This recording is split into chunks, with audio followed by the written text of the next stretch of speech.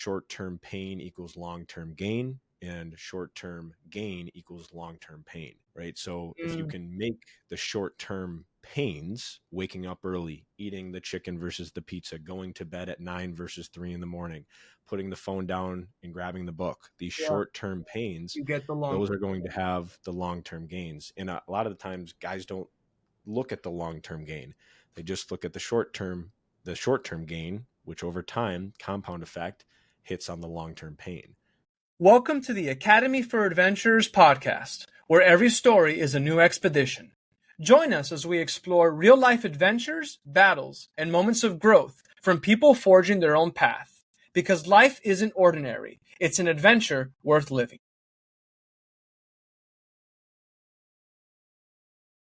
Hello, everyone, and welcome to the Academy for Adventurers podcast. I'm your host, Mauro Schiavo, and today we have, as always, a very special guest. Hey, DJ, how are you? I am doing fantastic today, Mauro. Thank you so much for having me on. Very excited to dive into all the topics we're going to discuss today. Well, we've got a wonderful lineup for you today. So let's go ahead and read a little bit about DJ. He sent me a nice bio. So DJ Logory is the creator of Be That Guy. Really cool name. I like it. A coaching program helping young men ages 18 and over build confidence, discipline, and direction through habits, community, and accountability. He's also the co-founder of Acres of Diamonds, a positive intelligence training company that strengthens mental fitness in leaders and teams navigating today's fast-paced, high-pressure world. DJ specializes in working with young men who are smart yet stuck. They are coasting, unmotivated, or overwhelmed. And he helps them grow, become consistent, confident, and proud of who they are.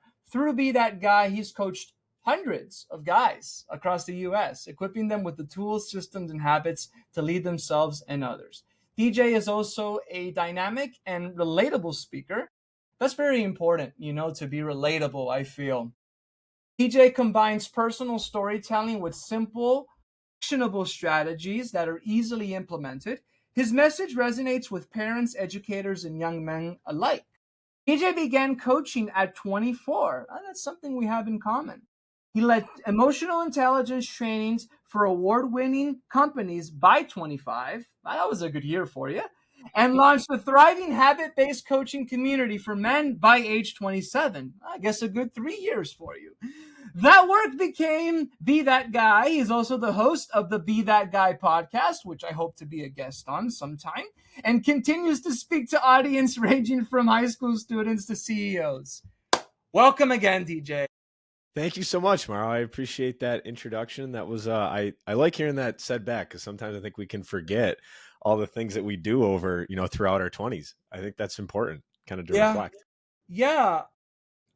One of the things that was really hard for me, and I know we've talked about this when we've met before, but when I was 24 and I had just started coaching, one of the biggest challenges I had was my age, because I felt like people didn't want to hear anything from a 20-something-year-old. Like, how did you encounter that? Or did you encounter that at all? Yeah. I mean, I only really spoke about things that I had done or that I was currently doing. I was very open with parents when they did start to ask me to kind of coach or guide their sons or mentor their sons. The first thing always out of my mouth was, listen, I want to make sure that I am not a therapist. I am not a counselor, right? I am just a guy who struggled with managing social media, lacking confidence at certain times of my life, lacking direction. These are the things that I decided to do to get out of it.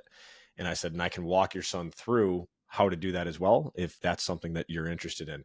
And so I was always very upfront and honest with parents, because I didn't want to discredit therapists or counselors or any of that. And I did get a couple, you could say, negative comments on some of the things that I was putting out into the world when I did start to coach young men, that I think were coming from people who had those backgrounds. And I always said, listen, like I agree with therapy. I agree with counseling. I said, and I'm not saying that this is any of that.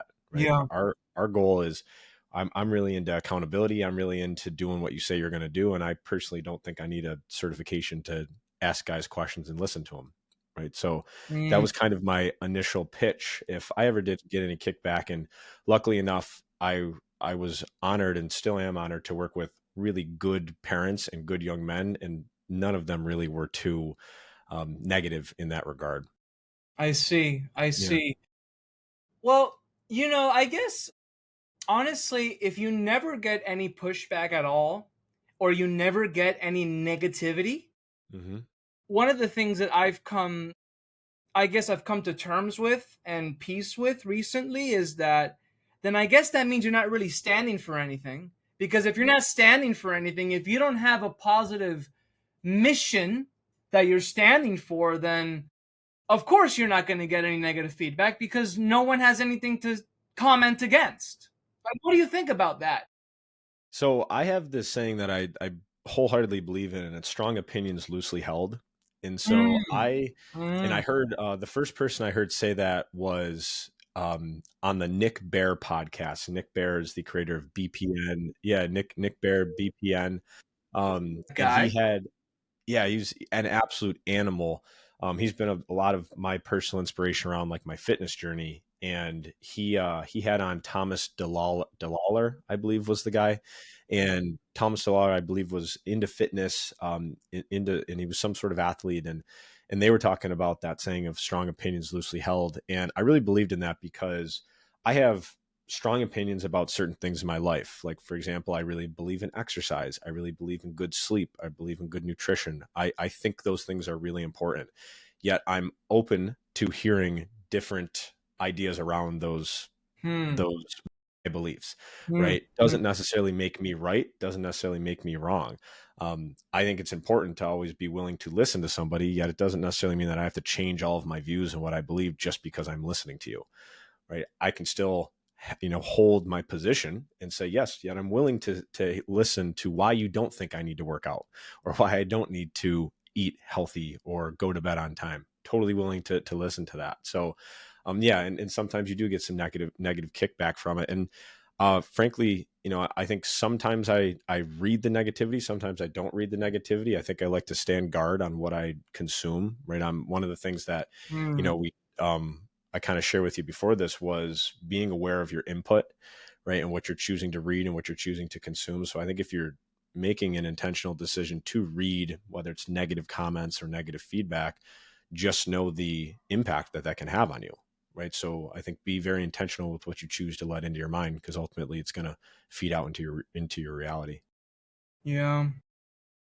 Yeah. That's one of the bigger problems that we have. I mean, it's a problem that we've had as a society, I would say, for a long time now, but it seems to be more than ever exacerbated. And I heard this on a wonderful podcast that I listen to frequently called Pints with Aquinas. Matt Fradd is a host, and or he is the host. And when he was interviewing one of his guests, they talked about the fact how I think it was another priest that he was interviewing another priest. I think it was Mike Schmitz. Anyways, so he was talking about how before, like, if you got bullied on the playground on Friday afternoon, I mean, you'd go home and you had a place of refuge. Like, you would just go home and whatever. Like, if you had a bad day, you'd go home and then you'd forget about it over the weekend. Like, you would still probably see the bully again on Monday, assuming you went back to the same school, right? But you had that break. Like, you Hmm. had that weekend break.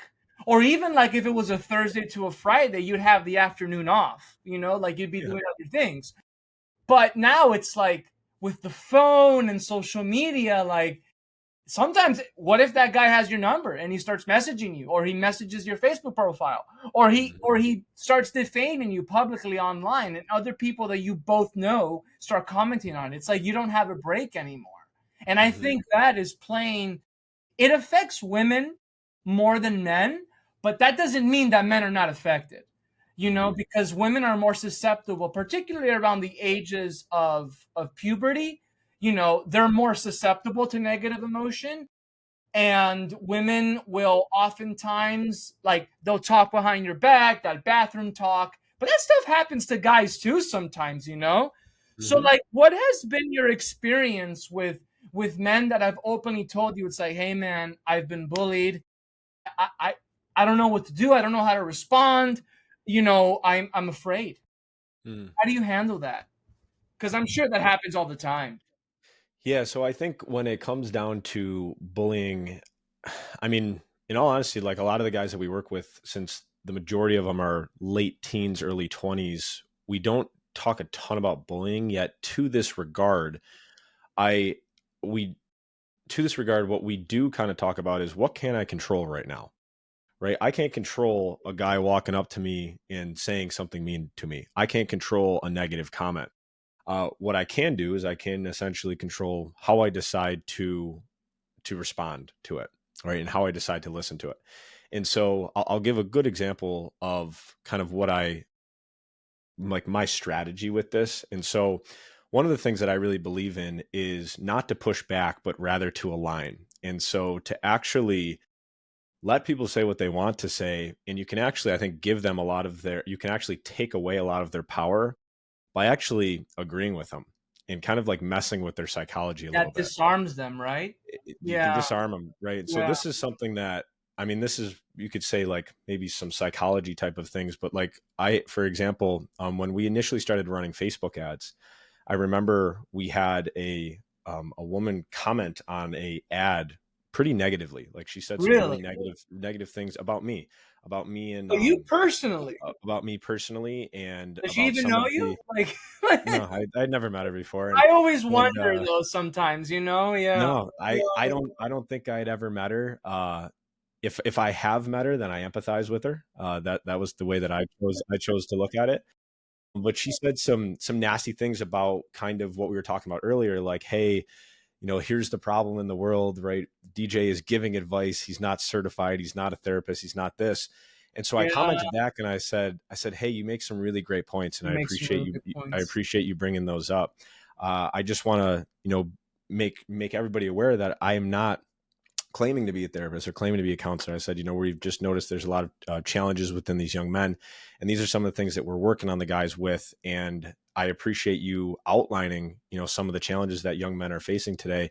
And any ideas on how you think we could better solve this, right? Or we could better, fix this problem.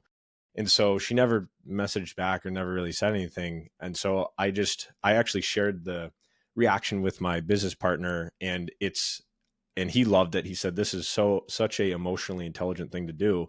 And I think when we do this, you Mm, start to create this persona where no matter what you say, like, I mean, not to sound arrogant, yet I think this is a form of confidence. No matter what you say, you're not going to beat me, right? Like I'm going to find a way to listen to you, and find the mm, 10%. I mean, one of the things that we talk to people about is what's the 10% of this that I can align and build upon. And so I found the 10% within her comment. And I said, hey, I think you bring up some great points about this, right? I hope there aren't a lot of people who are claiming to be therapists and counselors and leading men towards things that are bad or negative. And then I reinforced the fact that I wasn't doing these things. And here's the things that we were doing. And I appreciated her comments and her ideas around it, and actually asked for her advice and asked for her help. And so I think that's the way that I personally believe in handling some of this stuff. Even like, I mean, if I get negative comments on content that I put out into the world, I'll still respond that way. Be like, yes. hey, that's a great point. What do you think? And then Yeah. nobody ever answers back because Yeah. they're They never right, answer back, right? Yeah. right, they're expecting a kickback, they're Right. expecting, right. And so, if you, one of my business partner, he does this great analogy where if he's speaking to a crowd and he's talking about this topic, this align versus push back, he'll actually come up to somebody and he'll say, and he'll push, he'll have them put their hand up, Yeah. and he'll push against their hand, and they'll naturally start to push They'll back, naturally push back. right? And so Yeah.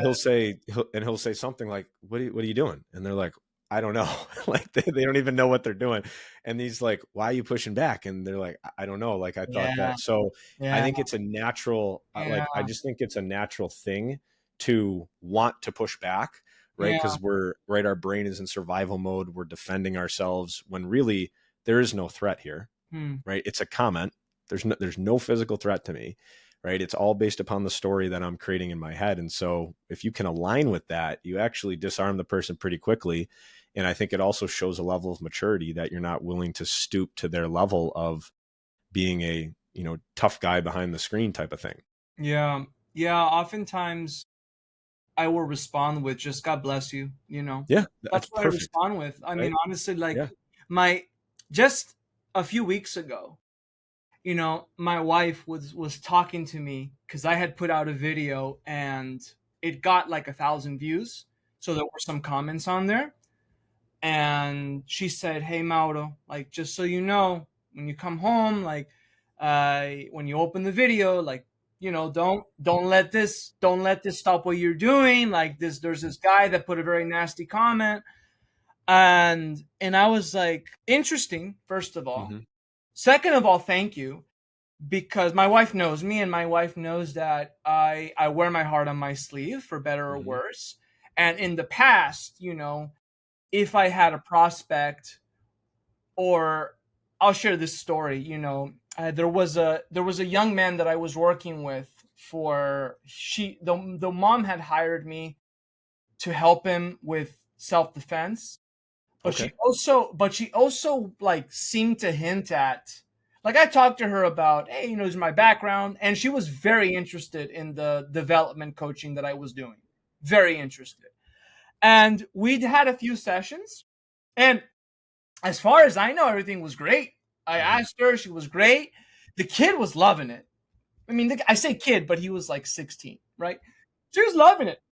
And then, like, all of a sudden, like 2 days later, I may even find the message if you don't mind, Yeah, I think you because should. this is a very interesting situation. Let me see if I find it. I may have deleted it. Oh no, I didn't. Um, okay, so all of a sudden, like, I think we had a beautiful conversation, whatever. We had a session planned, and she was like, beautiful, congratulations, like, because she was commenting on the fact that I had just gotten married. And then all of a sudden, like the next day, she's like, hi Maro, I hope your day is going well. I wanted to let you know that I am no longer going to use your services with her son, and I feel your skill set is not in line with what he needs. I'm going to start taking him to a gym to work more intensively with another trainer. Um, and I was like, it wasn't very rude, but Hmm. the energy, I could feel the energy. And then there were other messages that she said where she got a little bit more like in detail, which I don't want to reveal. But I was like, that broke me, dude. I mean, this Hmm. was like 3 years ago. I mean, it broke me, man. I was Hmm. I was like thinking about it for days. Hmm. My skin has gotten a lot thicker since then, but man, like, yeah, like negative comments or negative, like, especially how you choose to receive that, Hmm. especially when you think that you're doing something so good and then someone whacks you with the opposite, like that can really take you like aback. It took me aback anyway. Has that ever happened to you? Like maybe a little bit younger, or maybe before, or maybe not? So I think when it comes to the negative comments, I have had plenty of run-ins with negativity on comments that we or on content that we put out that I put out that Hmm. that might be more edgy. And frankly, I think it's kind of interesting. The edgier stuff is a little bit more entertaining, and people are actually going to watch it more. So you Right. actually, right, like there's this double-edged sort of like if you are going to take these hard stances or say these things, like be prepared that there might be some people who just don't agree with it, right? And I think we have to remember, every person has a story, right? Every person has Right. a background. Right. Every person has experiences, and we don't know what those are. And I think when it comes to the clients that we might work with who might not move on, right, or who might say, hey, I don't want to necessarily use your services anymore. Hmm. I think i think there's two ways that you can look at it. It's maybe we weren't a good fit, Right. right? That's maybe one right way. maybe we maybe we weren't a good fit. And then the second way is, what can I do to be better, right? and Right. i and I think, right, like, going back to this, like, that's why the 10% rule is a big rule that's changed my life. Like, what's the 10% out of this that's good? The 10% out of this is good is that I now know how to navigate a client who might not necessarily want to work with me moving forward. So then the next time I might get that text, because part of business is you might get that text again, Yeah. right? I know that it's not going to be a 10 pain, it might be a 6 pain, right? Because I've already done You've this already before, experienced it. right? And I would even say, think about how you respond to that, and then be ready to have that same response the next time, or even say it in a kinder way, right? Or in Yeah. a more supportive way, Yeah. right? So I think that's the way that we can navigate this stuff. And I think I think there's a level of toughness required to a lot of the stuff that we do when we don't get a result that we want. Are we still motivated to continue forward, Yeah. and not changing everything based upon one bad apple, and continuing to put our heart and soul into the things that we do? Because we know, I mean, Mara, I've known you for a couple a couple weeks now. We've had 3 or 4 meetings. Like, you wear your heart on your sleeve, dude. Like, and that's something that I I respect hear. out of, right? Exactly, right? That's something I respect on people, is that authenticity, right? And I know that your service to the world comes from your heart, right? And you are a, you want to be a pioneer of helping somebody move them forward, right? I don't see your ego, right, ripping through that. And so, that person, I think it's a very simple, okay, sounds great. I appreciate the time that you did let me get to work with your son. If anything changes in the future, please let me know. Have a great day. Yeah. Right. I think it's something like that. And that's taken me, um, a year or so to kind of understand how to do, because, throughout the last year, I've had parents say yes and then say no, and then the son says yes and the son says no. So I've Right. had to try to Right. figure out Right. how to navigate Right. the volatility of growing a business, I think. Yeah. Yeah, and also too, one of the things that maybe it was a blessing in disguise at the time, but honestly, like at the time, I was so positive that I didn't like that situation that I shared, it really did affect me. But most of the time, like I felt like I was like oil and the water like were my problems, and it would just Hmm. oil and water don't mix, so it just Yeah. bloop bloop bloop bloop, it would just fall off, right? And what I realized is that that's good and bad. It's Hmm. good because you don't necessarily feel the pain in the moment, but I think it's bad because you also don't you may not be 100% in touch, and I don't think there's anything wrong with recognizing, hey, like this is volatile, hey, like that was a stressful situation, this made me anxious. I think there's also power in like acknowledging that. It's like, yeah, you're working hard. It's like, yeah, Hmm. you're doing a lot. It's like, yeah, like you're affected by this, and that's okay. But I felt like for the longest time, like I just didn't want to admit that. Like I just didn't want. I wanted to pretend that everything was honky dory, but Hmm. it wasn't. And still there are things now, obviously, that aren't. But Yeah. like, what do you think about that? Like acknowledging the reality of a situation, but not necessarily falling prey to it. Yeah. I mean, I think there's Peter Crone once said, "We are victims to our perspectives, not our circumstances." Mm, And mm, so, right, no matter the thing that happens, interesting. right, it's based upon, like, I feel it based upon the perspective that I choose to look at it, right? And so, like, I could choose a perspective of, Mario, you're putting yourself out there into the world, and you're tough enough to take a text like that, Mm-hmm. right? Like, that story sounds a little bit cooler, Yeah, right? it's a better story. Right? That's the right, right. There's a lot of people who don't have the courage to do what you're doing because they don't want to have that text. Yet you're saying, you know what? I might get a text that hurts, yet I'm still going to do it. I might get a negative comment on this YouTube video, yet I'm still going to do it. And I think the world needs more people like that. I think the world needs more people who will go through the dragon skin and get beat Mhm. up along the way, Right. and Yeah, yeah. and earn and build their toughness and get out into the arena, instead of sitting under the blanket and drinking warm milk. I don't believe in that. Mm, Right? Those are one of my opinions that is strongly held. I can see Right? that.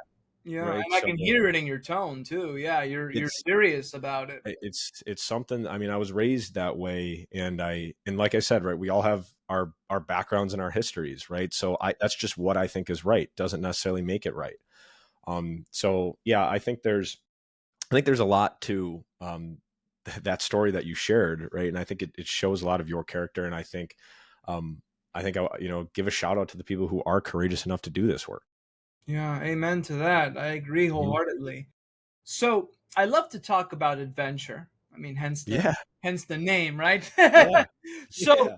what what has been what has been an adventure in your life that you'd be willing to share, and why was it adventurous?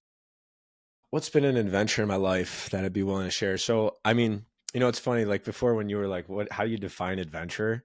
I Yeah, don't I think I've remember that. I've heard. I don't even think I've heard the word adventure in a while. So, like, I don't really think about adventure. I think about I really think about the uncomfortable things that I choose to do, and I think when there's adventure, there's a little bit of, I don't know if risk is the right word, or Oh, sure. uncertainty, It is the right? right word. Right? Oh, sure. Uncertainty. Yeah. Uh, Yeah. but I would say probably one of the biggest risks that I've personally, or adventures that I've kind of gone on, is moving to Florida, and actually, right, like making that change, because I grew up in Rochester, New York. I went to literally preschool there, elementary, middle school, high school, and college. Like everything I knew was Rochester, New York, everything, and I loved it. And then after college, I lived there, and so I thought that my life was going to always be there. And frankly, I once I kind of got into personal development, and I started reading more, I started doing more courses, started getting into coaching, and all of it. I just was, I think my brain started to stretch, and I started to think bigger. Yeah, bigger about, like, what if I moved? Like, what would happen? And there were two experiences that I kind of had that I think were the catalyst to actually get me to move. And so in October of probably 20, maybe 2022. Yeah, so towards the end of 2022, my business partner and I, Scott Gibbs, we went on our own like little retreat. It was just him and I. We wanted to kind of get away from life, and we went to Treasure Island in St. Pete, Florida. And we had this really beautiful condo right on the water. And I remember we had a BMW rental car that was beautiful. And I remember we had like a week long trip planned, and he, unbeknownst to him, he actually forgot that he had a meeting. I think he had to run like on Thursday, and so he had to like make a little mid course adjustment, I think, and he left on like Wednesday, right? So he leaves on Wednesday, and it's just me in this condo on in St. Pete, and we have this beautiful rental car. And so I remember, like each day I'd wake up, I'd watch the sun come up, I'd go run 3 miles, I'd do push-ups on the beach, Mhm, air squats, I'd do some mhm. crunches, I'd get a nice workout in, I'd have a nice breakfast. I then would hop on a call with a young man at 10 a.m. I then would do a little reading, I then would do a group session. That's And I fun. remember it was awesome. It's Like, and I awesome. remember I remember thinking to myself, like, wow, what do I have to do to make this real? Huh. Great question. And so like I got to spend a lot of time alone because Scott had left. So from basically Wednesday, Thursday, Friday, and Saturday, it was just me. And so I just was in my own thoughts, and I was like, man, like, what would I have to do to live in a tropical place like this, to live in Florida, to live in Tampa, and make this like my everyday life? And the more I thought about it, I said, like, why not do it now? Like, there's really wasn't anything that was changing. And so when we came back, one of my good friends, Tyler Updike, who was actually my roommate today, one of my best friends, it's pretty cool how it all kind of came to. He had just moved down there. And so had already kind of like triggered the idea in my head. And then this second thought, or the second experience. And so I reached out to him, and I was like, how is it down there? And he's like, dude, I'm telling you, come down here and just see it. And so a couple months later, me and my other friend, Dante Giordano, who I moved down here with, we came down, and I was like, oh my God. I'm like, we could do this. We could 100% do this. And so came back, shared the idea, and I ended up actually selling my truck and buying a BMW because I wanted the exact experience. Like I literally saw the experience. Like I got to experience it in real life. And so I told my father, I'm like, I'm moving to Florida. I'm I'm selling selling my this, truck. I'm gonna buy selling the a truck. BMW and I'm gonna live my dream just like I I had said, it I before. said this is what I'm doing, and I'm going to coach guys virtually, and we're going to build a program that's going to really help guys, and they're going to want to do it. And they were like, "Really?" And I was like, "Yep, I got it. I got it all in my head. I can see it." And so, a couple of years later, it's exactly what I'm doing. Right? I'm very fortunate and blessed to get to do this work, and I still got my BMW car. Over there is my Oh vision. Over there is my vision board.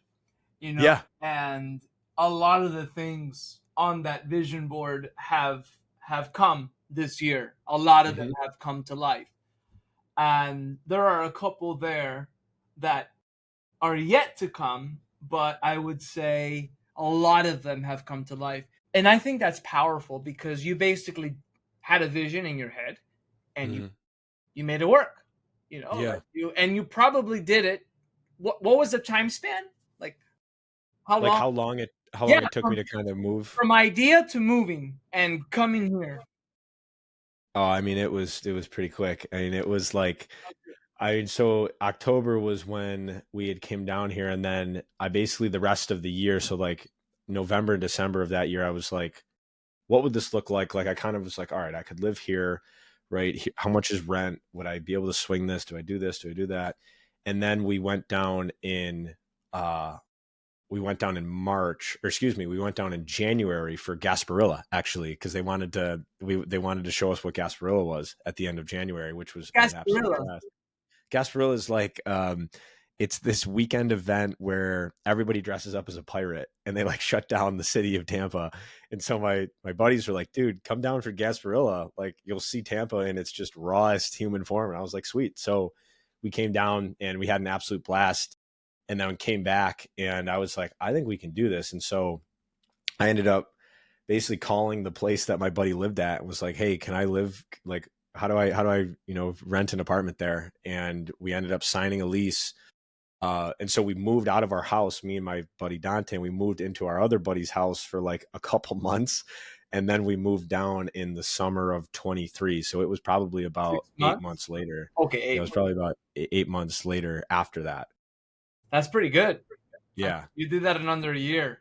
Wow. Yeah, it Wow. was pretty fast. I mean, I think the big driving force of it was I felt like I'd kind of done everything that I wanted to do in Rochester, and I don't want to Mm, belittle or put Rochester down. I mean, Rochester is what gave me so many memories and so many. It molded me into the guy that I yeah. am today. Yet I just thought that I could do more. I thought that there Yeah. was more out there, and I cannot tell you the positive impact that I've felt moving here, and just the simple things of like going to run clubs or fitness communities and wanting to be better, wanting to think more entrepreneurial. I can't tell you how many people I've met who are running their own business or trying to create businesses and just bouncing ideas off of them and just enjoying the conversation that is exciting versus stuff that I just was kind of done with talking about in Rochester. And so it made me want to think bigger. It made me want to be a better son, a better father, a better mentor, a better man ultimately. So I would say that adventure has been so fulfilling and I'm so excited to keep living it every day. Yeah, that is a great adventure, and I'm sure it's just getting started, right? Yeah. Yeah. We're just starting. Yeah, man. So you reminded me of something that I did back in my sophomore year of high school. Well, actually, it was my junior year of high school. So I had gone to the same school. I mean, I guess I don't live there anymore. So I used to Hmm. live in a city called Pembroke Pines, and here in South Florida, and there was a school, Somerset Academy, and I went there from second grade, or excuse second grade? No, excuse me. It was third grade through halfway through my junior year. So 8 full years. Hmm. I got to a point, it was halfway through my junior year, and I'm like, I'm sick of this school. I'm tired of it. Like everyone knows everybody, everyone knows everyone's business, you Hmm. know, and you know, everyone likes the same girls, and it's like, I mean, I just got to the point where it's like I was just sick of it. I had started martial arts the year before. I boosted my confidence. I got I got stronger mentally, physically, and I would say spiritually not yet. That didn't happen until later on in my life, but the seeds were there. Hmm. I had a stronger spirit, and I'm like, you know what? I talked to my parents. I'm like, I want to move. I mean, I want to go to another school. And it's funny because the school was literally just across the street, West Broward Hmm. High, but it was a different world, man. It was like Hmm. it had like I think it had like 3,000 students at the time. Somerset only had like I think it had like 800 or 900. Yeah. So it's like it was a big change. Yeah. Buildings, the food was better, the lunch was Hmm. better. Most of the Yeah. time, my mom cooked for us, but there were some times where I wanted junk food, so I'd eat lunch because they had burgers and fries and chicken tenders, all the stuff that teens like, right? And it just was. They had a culinary program which I enrolled in. I did 2 years worth of culinary. I became the top culinary student at the time, and it That's was just awesome. so many things. Yeah, like it was a great move for me. And I just think everyone has to do that, but I think men in particular, like in your late adolescence, in your 20s, like everyone's got to take, and I've taken other adventures, but I wanted to touch on that one because I think that sometimes people think that they're too young, but there Hmm. are adventures you can do in your teenage years. Hmm. And I know some people that they may leave the house at 18 and they go do their own escapades, right? Yeah. But Yep. but I think there's something to be said about as a man, like when you're still single, and when I mean single, I mean you're not married, you're still Hmm. single, you've got some skills, maybe that way Yeah. you can make some money, that way you don't Hmm. die of hunger. But I think every man has to, yeah, and that's an important thing to talk about Yeah. because Yeah. um you don't have to. I used to believe like when your dreams, go after your dreams, like leave everything, and do it today. But that's very stressful. Oh yeah. I think some people can do that, and I think that I've done that, but in other ways. But you've got to have a plan, like you calculated your rent, right? Like, so I Yeah. think that everyone in their 20s or in their late teenage years should do something like that, something that challenges them, that's risky, that's an adventure.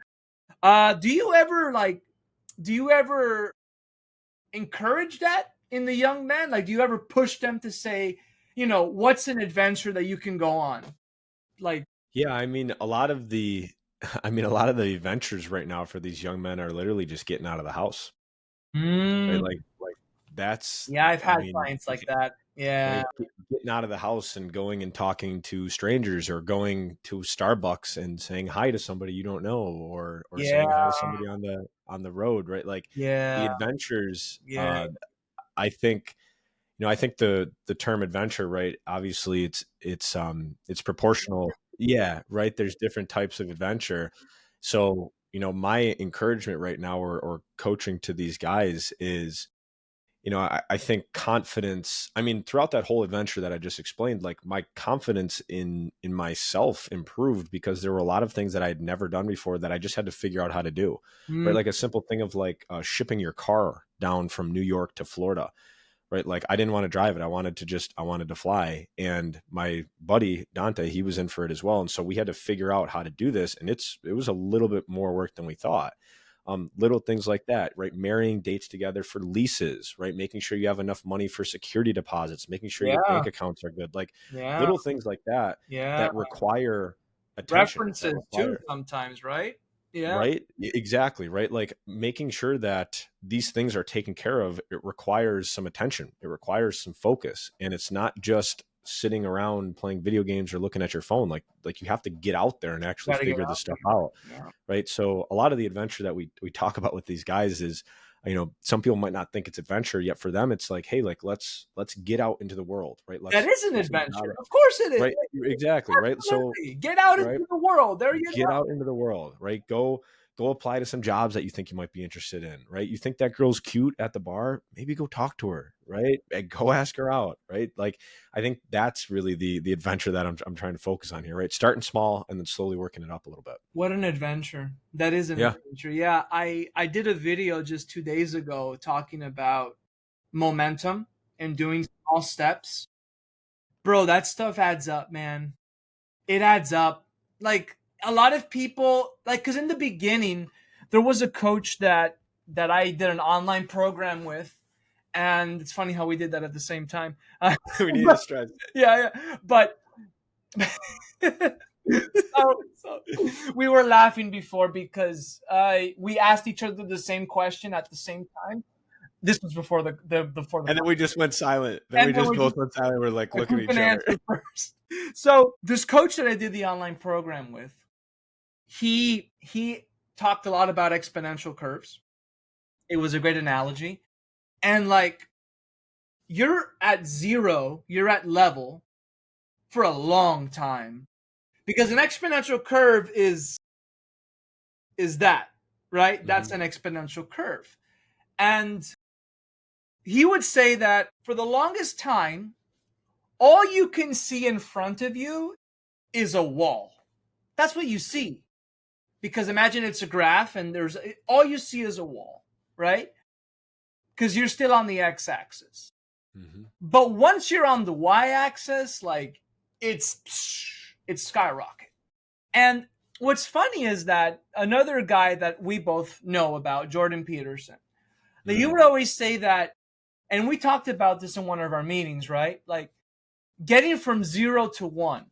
Like we were talking about collaborating and projects at universities and whatnot, and like getting your first project, your first contract, your first client, whatever, is probably going to be oftentimes, most of the time, I think it's the hardest one you're going to get. Mhm. Sometimes we're blessed because maybe we'll have people that already know about us and they want to give us a shot.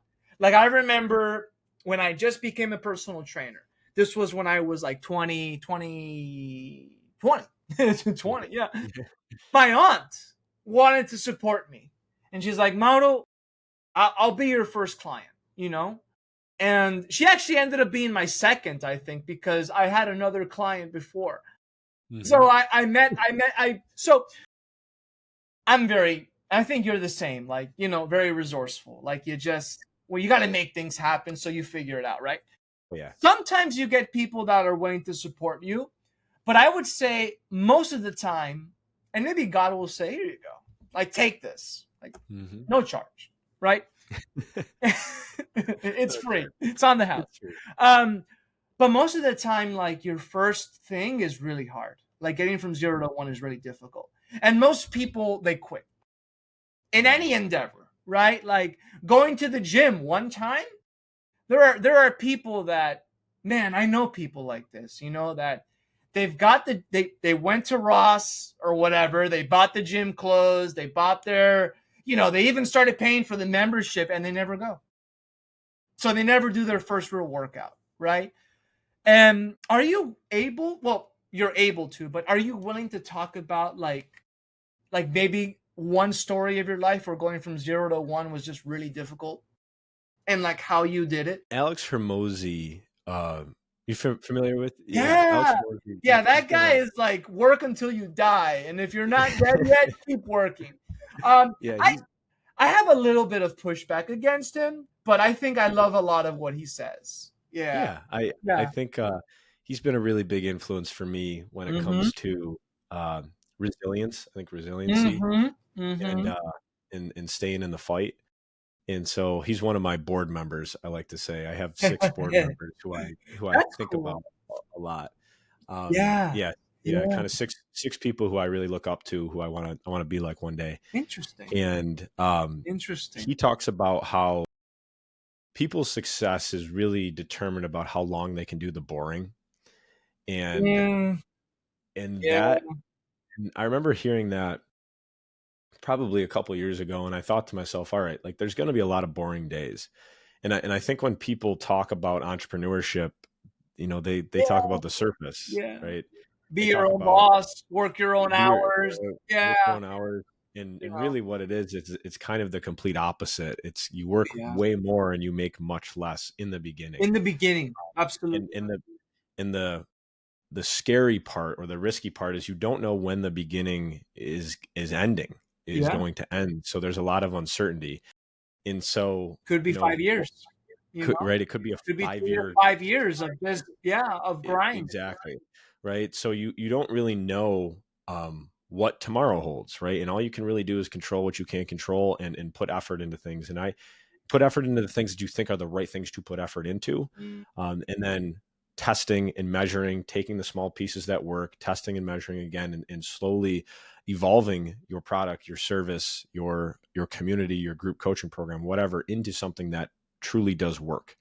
And that's kind of the place that I'm at. I mean, yeah, over, I mean, the whole timeline of this, like I was 21 years old when I started meeting with Scott. So, and I'm 30 years old now. So we did 3 years of coaching. And then at the end of those 3 years, we built Acres of Diamonds. And then we've done, Acres of Diamonds is obviously still a thing, yet that was when I was 24 years old. And now I'm 30, right? So the last 6 years has been, a lot of group coaching and then leading into more young men coaching and then developing it into an actual community, an actual program. So I don't really know, where I'm at. I'm just kind of keeping going, right? I believe in consistency. I believe in doing the work that nobody else really wants to do when nobody's looking. That stuff is really important to me. I track all of it. And so I remember Hermosi talking about that and me thinking, all right, hey, let's think about the 0 to 1 thing yeah. and trying to define Mm, what is one, what? right? Like, what is one? Like, when do I know when I am exiting the beginning, right? Like, what does Mm, that look like? And making so, that clear. Yeah, yeah, and making that clear. And I think the interesting thing is do we can we even define that, right? Because as we start to grow our businesses, they're going to evolve, right? And we're going to pivot, we're going to make mid-course corrections along the way. Yet I think it's important to continually get reps in taking action, in measuring things. What is actually working? Let's try to do more of that. And being honest with yourself along the way, right? Am I just doing something because it makes me feel like I'm making progress and doing work, yet it's not yeah. necessarily Busy serving work. something, right? Like I've caught myself in that multiple times, and Oh yeah, there's still probably me things too. today that deep down I know I don't need to do. Yeah, there's some sort of fulfillment there, or I'm like, Yeah, hey, it's something comfortable, right? yeah, I had my mom actually, she had a really cool comment once when I kind of showed her.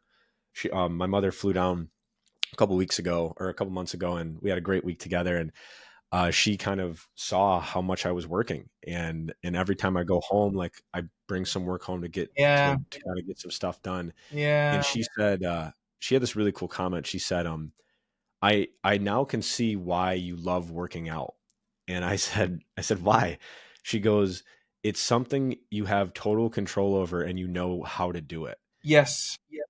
And I'd Wow, never thought of it like that. And that's she's very like, all of wise. this, Yeah, right? Like super wise. Like very. shout out to my mom for saying that. And I'd never thought of it like that because exercise is Mm, something that I've been doing my whole life. And it makes me feel like I do have control over my body. Like it's something that I can control.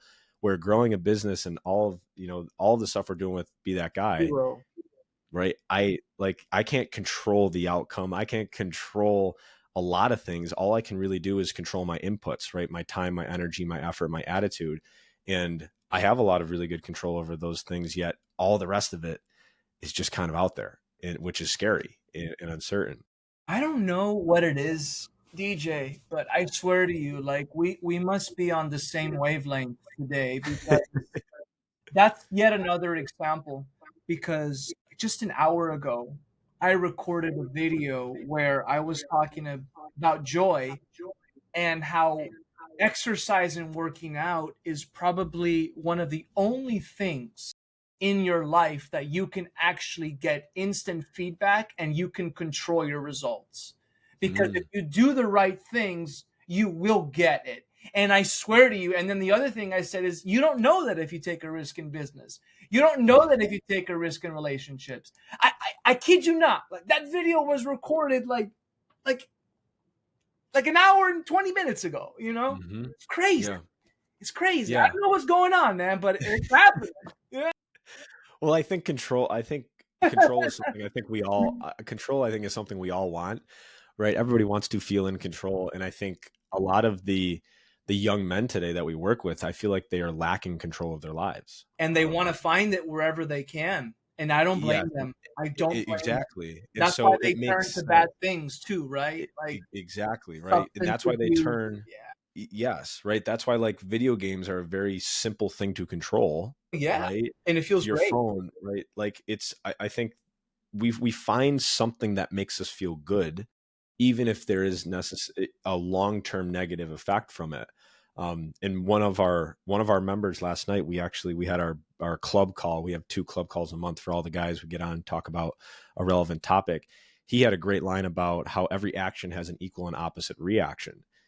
And he said, if you choose to do the easy thing now, he said, somewhere down the line, you're going to pay the price.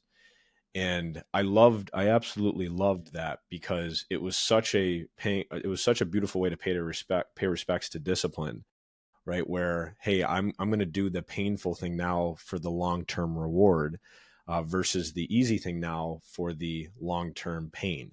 And so one of my favorite sayings is short-term pain equals long-term gain, and short-term gain equals long-term pain, right? So if you Mm, can make the short term pains, waking up early, eating the chicken versus the pizza, going to bed at 9 versus 3 in the morning, putting the phone down and grabbing the book, these yeah. short term pains, You get the long. those are going to have the long term gains. And a lot of the times, guys don't look at the long term gain; they just look at the short term gain, which over time, compound effect, hits on the long term pain.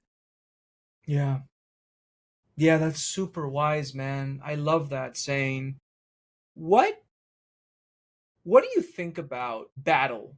Like when you think of battle, like when you think about sometimes it helps if I say the word challenge too.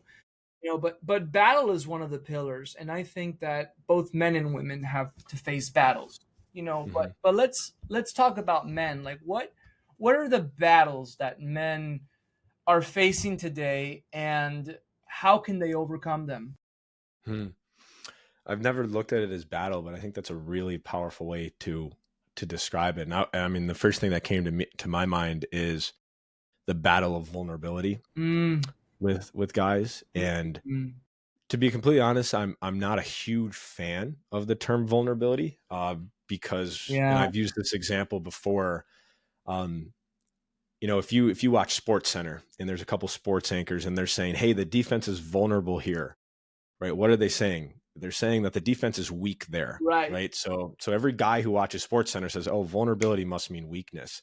So then when they hear in the news and social media, all these people are talking about, "Hey, vulnerability is the key." Yeah, It's like, what do you mean, right? I don't get that. Why would a man being weak be the key? And I think we've just been raised as that's the story around vulnerability. And so I have started to incorporate this term personal honesty, instead of using the term vulnerability, and basically challenging guys, hey, are you tough enough to be personally honest with us? And having guys realize that we actually cannot develop relationships, we actually cannot truly make progress in our lives if we try to be on all the time and not show any form of failure and not show any form of weakness. Who wants to hang out with the guy who has never messed up in his life, has zero flaws and a zero liar. failures, Yeah, right? He's a liar, he's a liar. right? So I like to use the image of, if you have like two puzzle pieces.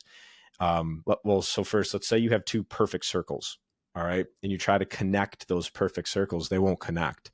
Yet if you have two puzzle pieces with flaws, insecurities, and stressors and anxieties, they can connect, right? The cuts in the actual puzzle I pieces is see. what connects us, I right? So I think as men, that battle is, how can I still maintain my masculinity and my strength and who I am, Wow. while also exercising my personal honesty when I could use some support or I don't know what to do. I have a great story that I share in a talk that I give about a college football game that I was a part of, where we were down 28-7 at halftime, and it was the biggest game of my personal life, and it was the biggest game of our season up to that point. And I was the captain of the team, and I had to say something to the team at halftime. Hmm. And I remember walking back and forth. There were 180 guys waiting for me to talk to them, and I didn't know what to say. Like Wow. I just had never been in that scenario, Mm. and I had this like split decision where I said, what if I just told them that? What if I just went in and I just was brutally vulnerable, like personally honest, and just said, listen, guys, I don't know what to say right now. I didn't rehearse this speech. I wasn't expecting this to happen. So let's just talk about what's real. And I basically said, we're down 28-7. I said, but whatever's going to happen in the second half of this game, we're going to remember for the rest of our lives. And all of us are going to get on the bus after, and we're going to go home, and we're Yep. going to have food in the cupboards. We're going Yep. to have a bed to get into and a roof to go to protect us. And life's going to go on, and we're going to be okay. Like, we're going to be fine. Yet Win or we're lose. going to remember. We're going to remember what happens in these next 3 hours. And I said, I'm going to do everything in my power to play the greatest half of football of my life, and I'd love if you guys did it too. And right, so they all, like, they respected it, that I wasn't trying to do this rah-rah speech Right. and make up this stuff. And we Right. went out and we had the greatest comeback in school history, and we won the game.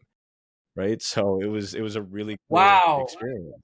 Wow. So, I think there's a lot of value um and like I keep going to vulnerability because you can see how Yeah, it's so because it's ingrained, it's right? a term, bro. Yeah. Right. It's the term. Yeah. But I mean, just, that personal honesty, that can be a battle. And I encourage guys to, be honest with yourself alone first, right? You don't have to share it, right, with your buddies online publicly, right? I would take some time and just write down a couple of things that you struggle with, or a couple moments of your life that might have had some lasting impacts on you, maybe in the wrong way, Mm. right? Hey, when my dad said, "Oh man, my son isn't smart," and then I created this label that I was an idiot, I and he was remember just you told joking. me that. Yeah. And he was just, I mean, my father didn't say, "Hey, he's not smart," but I struggled in school, and I created this Right. story, Right. right, that Right. I was dumb. I remember that. Hmm. And so that became a really important thing to me. And so I think, allowing yourself to be comfortable in your own skin, I think, is one of the most attractive things that any human can do. And especially, I think, men, a guy who is comfortable in his own skin, I think, becomes way more attractive to women, I and way more agree. attractive to partners and people that they're attracted to. Right. I can't tell you how many times women have said, I just want a man who's comfortable in who he is. Yeah. Right. And so, Yeah. that's where I think it starts. So that's, I think, a battle that a lot of guys struggle with. Wow. Wow. That is beautiful. Honestly, the way that you said that. What do you find beautiful? Like, what's beautiful What to you? what do I find beautiful? Yeah, nature, relationships. That's usually what we talk about. But what's Yeah. beautiful to you? The first thing that comes to mind is simplicity. Hmm. I That's think, interesting. That's yeah, I think beauty is simple.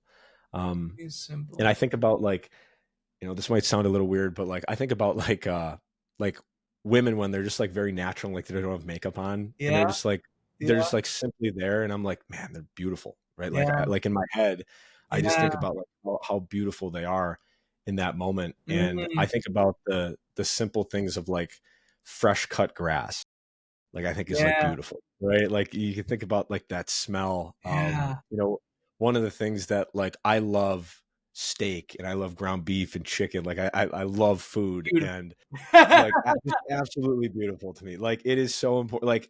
Like if I sit down at a meal and there is just like a beautiful steak with some potatoes and some broccoli, and Let's go. I like, it's just, it almost brings a tear to my eye. Like, that is so beautiful to me. Like, I enjoy that so much, and I hope somebody listening also has that same beauty. That's going to be Um, a clip, by the way. I just find steak so good, good. beautiful. It Potatoes. is. I mean, food, like food in general, right? I just I love eating food. I grew up with a grandma and a mom who were so good at cooking, and they loved to cook. And I always said that I could feel the love in their food, like, because like they made it just with so much Yeah. passion. And right, like there's nothing like going home to my grandma's house and you walk in and she gives you a big hug and it's nice and cozy there. And she goes, sit down. I've made all this food. And you just And sit it's down just and for you. and she just starts getting, and you're just like, literally everything is perfect right now. Yeah. Like nothing, right? Like that to me Oh, is beauty, right? Right. That simplicity of, it isn't, I don't think we need to overthink beauty. no, that's amazing. I have a very similar experience with my grandparents. I actually lost my grandma this year. May she rest in peace. Mm, She had dementia. sorry to hear that. Thank you. Sorry to hear And that. I learned so much from her when it came to Oh yeah. cooking. I mean, Oh yeah. I have so many beautiful memories of just cooking with her in the kitchen and making gnocchi because we're Italian. It was my Yeah. first language, and I would make pasta with her from scratch. We had the machine. We would make the dough. We'd leave the dough to dry. We'd cut it up. We had the machine that you put the dough through, and then it Yeah. makes the pasta. And then we would make gnocchi. We would roll them with our fingers, and man, it's just so beautiful. And my other Beautiful. grandma is still alive, and she cooks so well, and she's in Italy. And man, it's like, yeah, every single time going to grandparents' house. And my mom is a great cook, just like yours. And I'm always looking forward to, like, my mom always asks me, "What do you want me to cook for you?" And I'm like, "Here it is, like Exactly, right? here's You the immediately know, like, here's the five things. here's the list, man." Last question, because I think it's important to talk about with men in particular. But talk to me a little bit about the power of of putting the phone down and creating, like using your Mm. time to create rather than there's nothing wrong with intake, right? We need to intake, but talk to me about the power of putting the phone down and output. So I think when you start to create, I think you start to access a new part of you. Hmm. And I think that new part makes you feel powerful. And I think it makes you feel good. And I think there's a big difference in consuming versus creating. And so I like I was talking to somebody a couple days ago, and we were talking about social media, and somebody was like, "You're on social media all the time." They said to me, because I post You like weekly, right? I'm always putting out content, and I said, "No, I'm not." And they're like, "No, like I always see in the feed in on my feed and this and that." And I said, "There's a difference between consuming social media and creating social media." Right. And I've had a lot of people say, like, oh, you probably spend a ton of time on social media. I probably spend about 6 minutes on social media a day. And it's literally to just post the thing that I wanted to post that day. I do not consume it.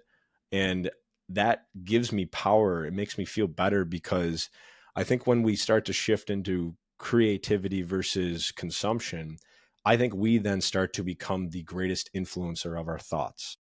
And that I think is really important, because in today's day and age, like in our call last night, we were talking about social media and phones, and one of the young men, he's awesome guy, he's 19 years old, and I was like, when did you get your smartphone? He's like 11. And I'm like, all Wow. right, so think about, or I think it was like 11 or 12, like right before I think he became a teenager. Hmm. And I said, all right, so now think about the access and the influences that are now available to that young man. And so I, like, when I talk to parents, I'm like, if your son is on Yeah. video games or his phone for All the time. all the time, you are not necessarily influencing your son as much as you No. might think you are, right? No. Wherever your No. time goes, that's where your influence is. And so I think Especially when at it that comes, age, at 11. yeah, right. You're very right. You're very malleable, right? You're very malleable at that age, especially with your brain actually developing and all of that. Yeah. And so, that's why, when I say the consumer versus the creator, I think you step into much more power, much more personal power when with creating. And so, obviously it's hard to put the phone down, right? The phones have been physically designed to be sexy and attractive, Yes. right? And they're HD displays, like they're very beautiful. One of the things I do is my phone is all in black and white, right? So it looks horrible. Like you don't want to look at it at all. So that's That's something very that, wise. Yeah, I had a friend of mine. I had a friend of mine. I don't want to take credit for this. Shout out Tommy Leroy. Tommy Leroy was the one who actually shared it with me. But it was a brilliant idea, and I was like, oh my gosh! And I don't want to look at my phone at all. It's horrible to look at. Wow. And so I keep it down, and it's helped a ton with my screen time. Putting limits to certain apps is super helpful. Keeping the phone out of your bedroom when you go to bed, turning it fully off is something that I've done before as well. So, I mean, there's many things that you can do, and actually keeping it out of your physical presence or your physical environment is super helpful. And so I think, I think just the best way to that is just be aware of it, right? Just like be aware of how much time you're actually spending using this tool, because a phone is good, right? It can help us communicate with people. It can help us share news, yet it can also completely waste your time, right? From the Yeah. way that it's been designed. So I think just be aware of it. Did you know that the refresh feature, like in feeds, that was modified from and inspired by the slot machine pulling down the lever? Geez, I did Isn't that not. I mean, now interesting? I could see the dopamine hit in Interesting. my head though, Oh right? yeah, absolutely. Because it's Mhm. whoop, it's the Yep. same motion. It was Yep. yeah. They studied gambling because gambling's Oh addictive. yeah. So that's what Yeah. they use for social media. Hmm. DJ, how can people get in touch with you if they want to know more about you and your work? If they want to know more about me and my work, so the platform that I'm most active on is Instagram. So they can just go to Okay, at DJ Logory, DJLOGORY. If I post all the time, I got some entertaining content, some educational stuff. I try to mix it up to so you don't know exactly what I'm posting that day. that's awesome. And then yeah, and then if people want to learn about what we're doing with Be That Guy, they can go to bethatguyclub.com. Oh, nice. Yeah. Yeah, Very good. bethatguyclub.com. Very Yeah. good. Fantastic, DJ. Man, what a joy. What a joy to have you on the podcast today. I thoroughly enjoyed this. It was an absolute pleasure. Thank you so much for coming on. Oh, thank you. I really appreciate it, Maro. And like I said earlier, I think we need more people like you with this energy and the heart on the Oh, sleeve, man. It's thank you. it's it's good. It's refreshing, and it's Mm, inspiring. Makes me want to be a better man. So I'm thank you, very brother. I humbled by appreciate that. it. Everyone, do this stuff. Like, comment, subscribe. That way we can keep bringing on great guests like DJ on here. May God bless you all. Remember, every step of your life is an adventure, and you are the hero of your own story. We'll see you next time. Thanks again, DJ. Thank you. Bye.